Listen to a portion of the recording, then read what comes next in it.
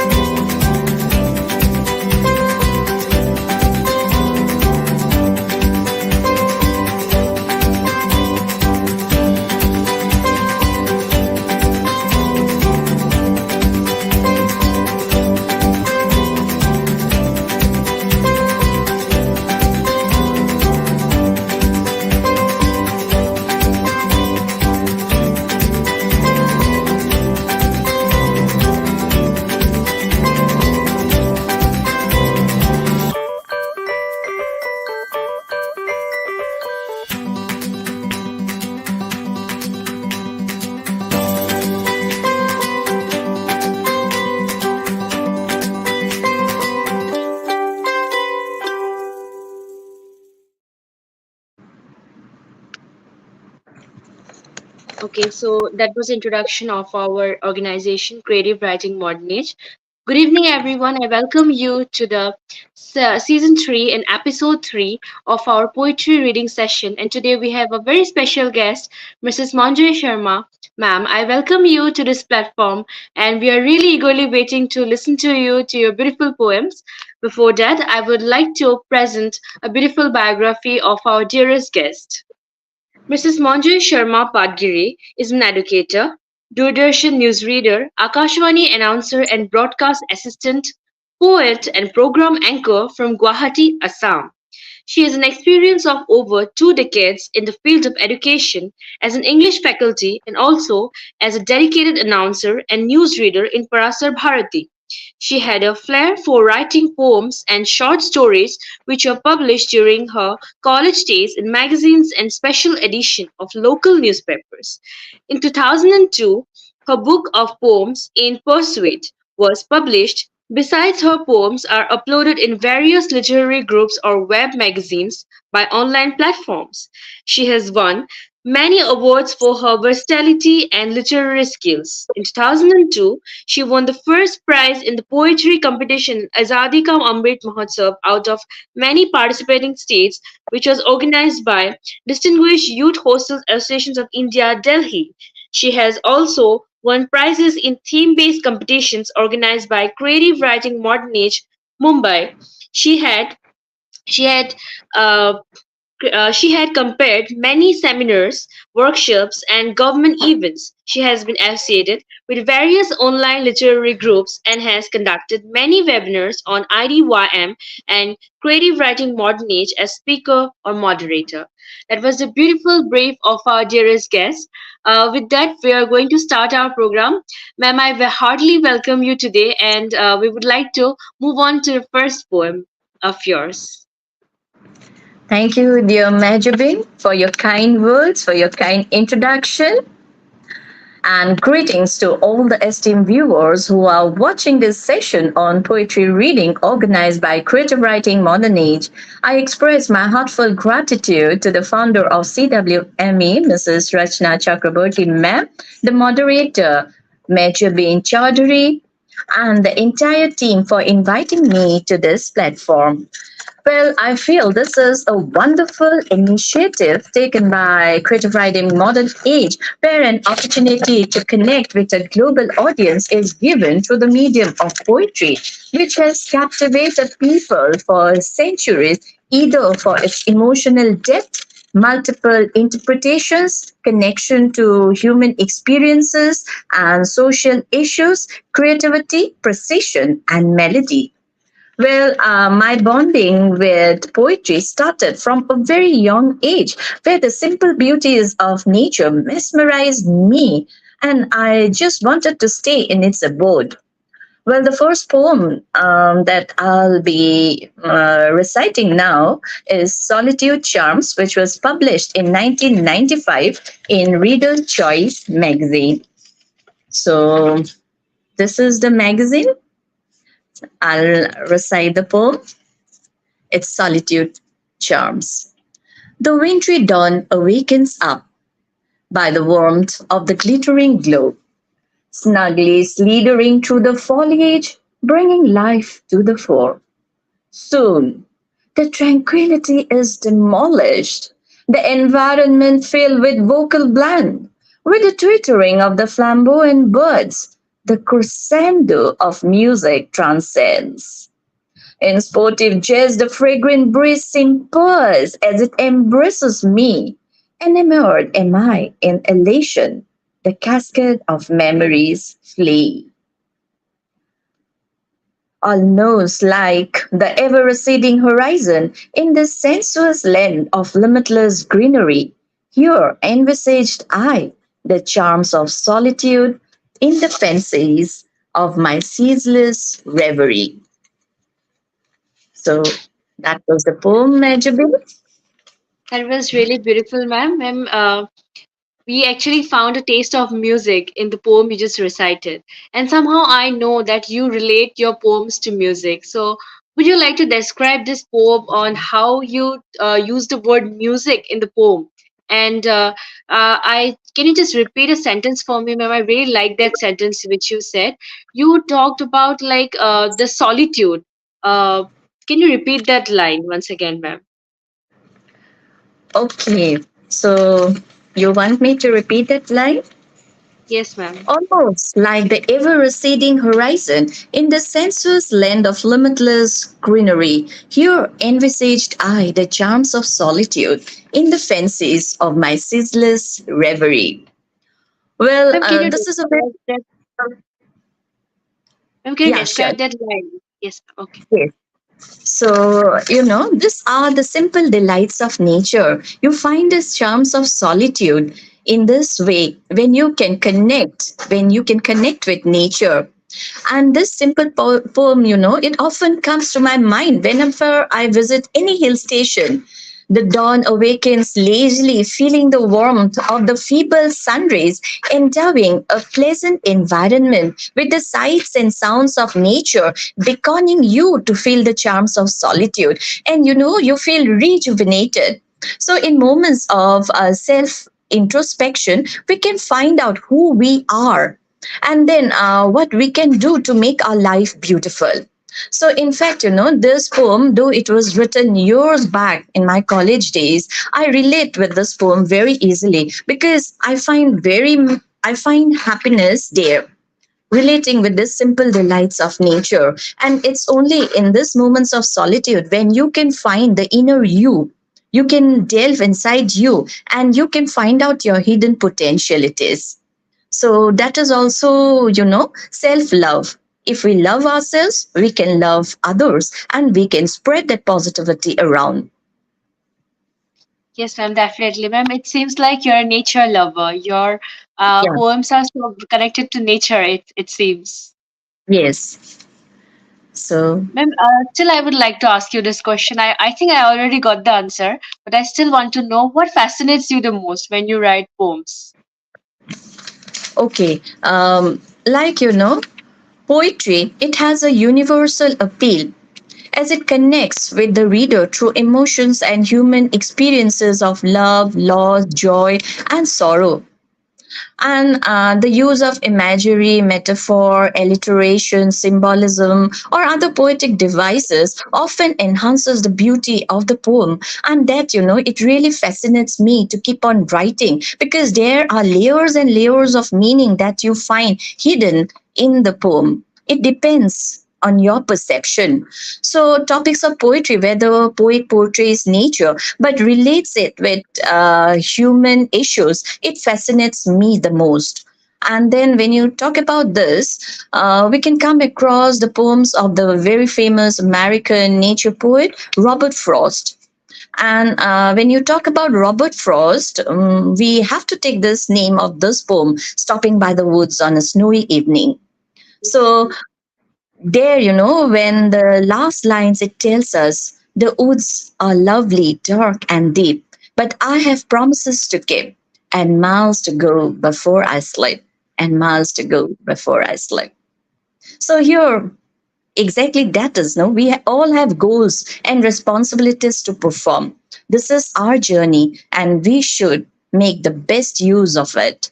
So here nature is portrayed in such a mesmerizing way by the poet, but he relates it again with life and its challenges, our responsibilities. Similarly, the poem again, The Road Not Taken, where we always have two choices in our life and ultimately we have to take one choice, and then if it works out we are a happy person. So we have to be very careful in making our choices. So all these poems, it really inspires me a lot. So that has fascinated me to keep on writing poems. Thank you so much, ma'am. I think I we have the same taste. Even I like Robert Frost a lot. The poem which you mentioned, like "The Road Not Taken," it's like one of my Yeah. favorite poem. Like the meaning which displays, it's so beautiful. And since you Mm. mentioned it, I'm actually, I was just about to tell you when you were reciting your poem, I was getting the vibe of Robert Frost somehow. Like all his poems are also like that. You have the sense And of it, ma'am. It's really reflecting. yes, so when it's included in CBSE class 9 syllabus. Yes. So when you recite the poem, it's like the imagine created. The recitation always should have that appeal. And through the use of imagery, symbolism, and all, when you recite it in that way, you get the feel of it. And that is the music in poetry. As you said, that how can you connect music with poetry? Music is the rhythm of life. Music is, it always has a universal appeal, just like poetry. So that's why it connects and we can relate to it very easily. So the little ones, the little kids are also taught the verses at first by through this music, through music itself, because it has the rhyming words and that helps them to grasp it better.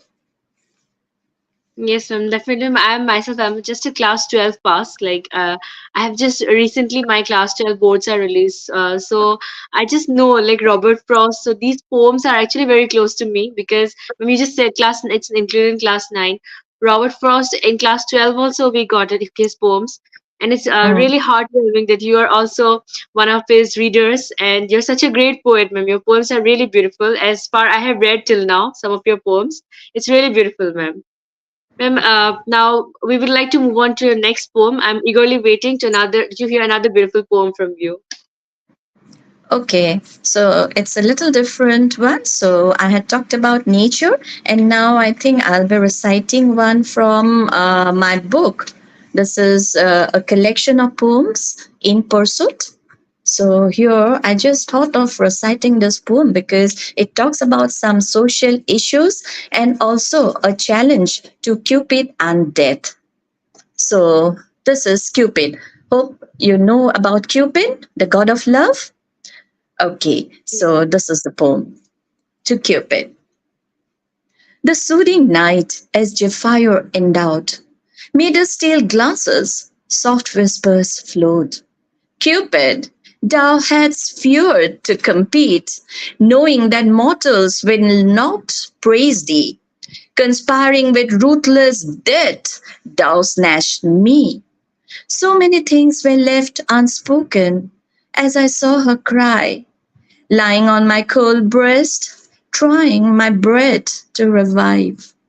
I watched her helplessly as they rubbed her vermilion, while I embarked on the last journey, my last rites done. They took her to bathe, and she wore the white robes, which I couldn't bear. I detached to think of our plights, as my ashes in an urn will only return. I loathe in vain. But Cupid, hark! The sound of silence beckons, and she knows it's me. She rises to spend the night. Tonight the stars twinkle more brightly after the rains. I send her signs from amidst the moonlit sky, promising her to be there in her dreams where we'll smile, cry, argue, and complain. Indeed, nothing beautiful comes without pain. So music will give her solace as we'll listen to Bon Jovi. I want to lay you down on a bed of roses, for tonight I lay in a bed of nails. Hark, Cupid, thou art filled with envy again. So that was the second poem. Okay, that was really beautiful, ma'am. I discovered another romantic side of yours. This was a really beautiful poem. I thought ma'am, you write poems on nature, but you actually write poems on so many genre. It was really beautiful, ma'am. Thank you. What will you talk about this poem? How did you think of this poem? Why did you write this? Okay, so talking about this poem, to Cupid, it's very close to my heart as I wanted to portray the plight of two lovers. You know, love always has a universal appeal and it's very close to my heart. But these two lovers, when they are separated by death, what happens? How can we win death? This ultimate reality is acceptable only when you realize that true love transcends the physical limitations and attains spirituality. So, of course, I wanted to engage the reader to feel the unconventional ways, the social restrictions, the ostracism still faced by some Indian women who unfortunately loses her husband. Though she is engulfed in a lot of mental trauma, yet this is a humiliation of societal norms that bogs her down, and she is completely shattered. And to stand up on her own, she needs a lot of strength and courage. And that inspired me to really write this poem. And I made the narrator of the poem, that is the dead husband, who is helplessly watching the plight of his beloved soulmate in this harsh world. What will happen to her after him? He challenges Cupid, who conspires with death to take him away. But though they have taken him, yet he emerges successful because he feels that true love will withstand death and it will grow more stronger. In this regard, it is music which gives respite and connects two souls. As I always think that good music can create that vibe, that sensation, and is relatable, just like the rhyming verses, creating a sense of cadence and movement. That's why I used these lines of Bon Jovi, the famous singer, so that everybody can relate to it. And so I tried to mix the pain with music. Okay, ma'am, that was a very lovely explanation which you gave. From all the questions that I'm asking, you're giving such a beautiful explanation. I want to hear more to you, ma'am. But before that, I would like to ask you a question, ma'am. Every like anyone can just take a pen and jot down a few words and a few verses and can write a poem. But ma'am, your poems are unique. You're a recognized poet. Ma'am, what attracts you towards poetry? What is so different about poetry which is not present in any other literature? Okay, so like you said, I was attracted towards poetry from my school days. The simple delights of nature, our daily experiences, and the melody as one recited it, it attracted me towards it. And later in my college days, while I was studying for my exams, sometimes to relieve my stress, I used to just take a paper and jot down a few lines, and in that way, I relieved my stress and I could concentrate better. So this is the essence of poetry. It becomes a kind of stress buster, and when you express your subdued inner feelings, your communion with nature, and small incidents which disturbs you through this genre, then you find that satisfaction, and then you can accept the changes that occur in your life. Of course, I draw inspiration from the metaphysical poets like John Donne. I hope so you have heard his name. And Yes. those metaphysical poems are really beautiful. And of course, talking about the romantic poets like Wordsworth, Shelley, Coleridge, they have left a lasting impact in my mind. And of course, you cannot forget the one and only Robert Frost. So as I proceeded with my career, this love of poetry, it made me enjoy my work. I tried to instill that passion which makes us empathetic and optimistic. So always you'll find that optimism in my poem. I try to find a ray of hope and light in all of my poems. I found a solace in this world as I poured the grievances through words and images. And that mattered a lot. I became complacent, and with a calm mind, I accepted that what life has in store for me. So this is reflected in my poems later, and I incorporated it in the last poem of my book, In Pursuit. And if I quote the lines, and now I shall walk happily to reach this mysterious destination and show you the strength, the courage, the capability, the direction your love has endowed on me. So, this poem, it was also broadcast in East London Radio last year in the radio program of Tony Cranston. It was named Talking Stories, and it was highly appreciated. So that was the poem Final Destination, and I had quoted those lines. Okay, okay, ma'am. It was really lovely. Ma'am, it was so good to hear from such a lovely lady like you. Everything you said, every quotation, like it was so beautiful hearing from you, ma'am. Ma'am, if we have some minutes from you, can you just go for another poem? I really want to listen to another poem from you. I know this is, it's a kind of, means it's a poem which talks about the definition of life as felt by three generations. So let me just check out the poem. Okay, it was also published in our local newspaper way back in 1996. So this poem is Life. Life with upheavals seeks solution. So I approached 10-year-old Sam, the youthful Ron, and Uncle Tom. Perhaps my curious mind comes, said little Sam in a jestful way. Ah, life. It's full of joy and fun when I behold the rainbow in the sky. With the birds soaring high, the colorful flowers talk with me, the butterflies play hide and seek. Life is a gift from God and nature.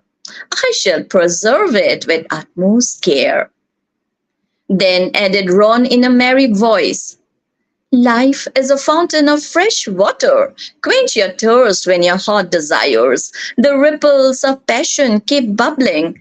But surely foremost is a career making. Oh, life, it's a burden, sighed Uncle Tom. A burden too heavy to carry. Narrow is the passage of time. I sway, I fall, a helping hand I say. Age has made me a man to make. Their varied views made me ponder. Life's meaning varies. It's only a murky remainder. So, this is the Yes. third poem, the So, definition of life by a 10-year-old boy, the youthful Ron, and also Uncle Tom. So, the definition of life varies okay, from okay, person ma'am. to person. I have two questions for you. Ma'am, through this poem, are you trying to reflect one thing that the definition of poems vary from different ages? Like Uncle Tom, his age is different. He's a grown-up man. He has a Mm. different view. But Sam, he's a small boy. He has a different view. Ma'am, are you trying to say that, or you're trying to talk about Yes. different perspectives? No, my view is that so for this 10-year-old boy, life is beautiful. He have not met the challenges of life. Everywhere, even the butterflies appeal to him. The flowers become, it looks very attractive because that is pristinity. So he observes the pristine nature. So he is very much happy when he sees all the simple delights. So that I can relate to my school days. Sorry, when nature appealed to me in this way, I was very happy by the sights and sounds of nature. Everything appealed to my senses. So a 10-year-old boy, for him life is very beautiful and it has all the charms. But for this youthful Ron, it is always its life is all about merrymaking, but they should concentrate on their careers and be focused in their goals. And for Uncle Tom, he had seen life, he had overcome the challenges of life, and he knew that the passage of time is narrow and soon he is going to come to the end of his life. So he has a pessimistic approach towards life. So he staggers and he falls. He tries to seek a helping hand. So the meaning of life becomes a burden for him. He needs the help of someone to carry on, to move forward. So this is life, and life has varied meanings for everyone. So when you want to define life, it is only a meandering through darkness. You won't get a proper meaning of life. So that is something mysterious. We all have challenges to overcome, but we should never lose hope. We should always be optimistic that there is something good in front of us. And in that way, we can overcome the challenges because it is often said that sweet are the uses of adversity. During our adverse times only, we can realize who we are, who we really are. Okay, okay, ma'am. That was really beautiful. Like everything that you explained is so crystal clear to the point. It was really beautiful to hear from you. I don't even know how just we spent half an hour in the whole session. We've almost come to the end of the session. We actually talked of like two poems, but you were explaining everything so beautifully. Like I I wanted would to like to listen to carry you on, more. Mehjabeen. I would like to carry on. Whenever I read any of my poems or any poems from other poets, it appeals to my senses and somehow I feel so elated, you know. And then when I also explain all these things to my students, also, I want to see that kind of a change in them. So it's always, when you are happy, you can make others happy. And I Okay, ma'am. believe that in this way. We would like to hear another poem from you. We are, I think, if time there is constraints of time, there are different poems, Mehjabeen. One I had written on Independence Day in the year 2022. So that poem, for that poem I won a prize. So should I recite that poem, or should I go for another poem reflecting things about nature or love, whatever you choose? Like, Anything that you, I'm ready to hear anything because you say okay, so okay, sweetly. Anything, ma'am. okay. The pine trees, two lovers walking under the pine trees. So let's walk, you and I, beneath the pine trees, feeling the alluring whistling breeze. My desire it is to wait, wait to see, hear, and feel the wind, the conjurer, rushing amidst those limitless trees. But your presence reminds me 'tis a lone journey to feel and view, and not a mere pleasure for two. I would go ahead, but you, alas, I decide to retreat, only to come back again someday alone. So that is the poem That was titled The beautiful. Pine Trees. Okay, ma'am, So I we have a all, question. yes. Ma'am, why pine tree? Yes, the pine trees, walking under the pine trees, it's a journey, it attracts us. The pine trees, walking under the pine trees, it has a mysterious appeal. So it's a very beautiful journey. But the thing is that you have to walk on that journey alone. You cannot, when you have someone with you, you cannot go through that journey. So life is such a mystery that you have to overcome all those challenges yourself, though you have the support of someone. So you have to walk. So again, in that mysterious journey, I decide to come back someday alone to unravel the mysteries of life, because we never know what life has in store for us, and we have to walk on that path all alone in a dignified manner. Okay, okay, that was really beautiful, ma'am. Okay, Okay. ma'am, we have almost come to the end now. So I'll So, ma'am, if be you then can complete. reciting, yes, reciting this poem, as I said, Independence Day. Only a few stanzas I'll be reciting. Lo, to celebrate the Independence Day is to pay tribute to the martyrs and great souls. Hark, the sacrifices of the freedom fighters as the untold stories of unsung heroes told. For this day, their blood they had shed, determined to free their loving nation from the domain of colonial clutches and bring a dawn bereft of subjugation.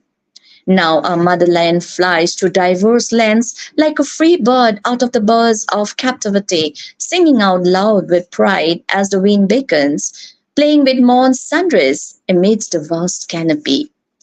Behold, the bird flies. 'Tis a soothing glimpse to the eyes as the world wonders at its beauty and dimension, the tenacity, the free will, the spirit to conquer.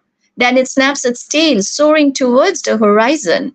So let our wonderful historical journey continue for innumerable years, embarking on a golden destiny, whence we can determine how far our idols move on, preserving India's rich culture, leaving behind a legacy. So, with that poem, I would like to end today's session revealing the patriotic fervor. And of course, this poem was selected by Youth Hostels Association of India in 2022 on the occasion of Azadi Ka Amrit Mahotsav.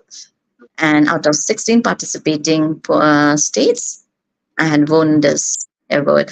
And there are other two stanzas also. I skipped that because otherwise it would be a long one. No So, problem, as ma'am. this It's is of a okay. different genre, so I wanted to recite. Okay, okay, that was really great listening to. I would also like to listen to another day. I'm really so much fascinated by you because I also write poems and I also have a love for poems. And you just like you said, it's a way of actually relieving out your stress. Whenever I take the pen and jot down to write like whatever, I can't write a diary. I might normally I write verses. It automatically turns into a poem, and I think you all know that very well. So when That's why you are a wonderful moderator, Mehjabeen. You can very I nicely understand the nuances of poetry. That's why, the last two sessions also I have seen, I have watched it, and the way you moderated and the questions that you had put in, you listened to each and every word so nicely. So you have a long way to go. Wish you thank you so success. much. Thank you so much, ma'am. I'm so happy to meet you today. I'm also going to college, and hopefully, if I get a scope someday, I'll also publish my book, my poetry book, just like you. So happily waiting to, ma'am. I'd like to meet you also someday in person. My You're such a pleasure. great person. My pleasure, Mehjabeen. It's always the means the optimism in you that is reflected, and the way you are speaking. So that is it. You can collaborate with everyone. We learn from each other. I'm learning from you, and you are learning from me. So this is the way, So knowledge, it is often said that it is like an ever receding horizon, never within the grasp of a mortal. So the more we know, the more we'll find ourselves in this depth. We will want to unravel the mysteries more and more. There is so much to learn from each other. And I would also like to urge the budding poets and young minds to keep writing and enhance their vocabulary using language in innovative ways. And that, can be done through poetry only, distilling their thoughts in a very compact form. And as we end the session, I would like to quote the famous American poet, feminist poet. She was an activist also. I think you have heard her name, Maya Angelou. So her Yes. poems are also great. The inspiring lines of Maya Angelou's: we may encounter many defeats, but we must not be defeated. So I hope so. This inspiring lines will motivate each one of us to strive forward and overcome all challenges to become Okay. successful in life. Okay, ma'am. Thank you so much, ma'am, for giving your precious time to us. With this, we have come to the end of the session. We'd like to end this. Thank you, ma'am, for joining us. Thank you, everyone who's watching us. Thank you. Thank you so much.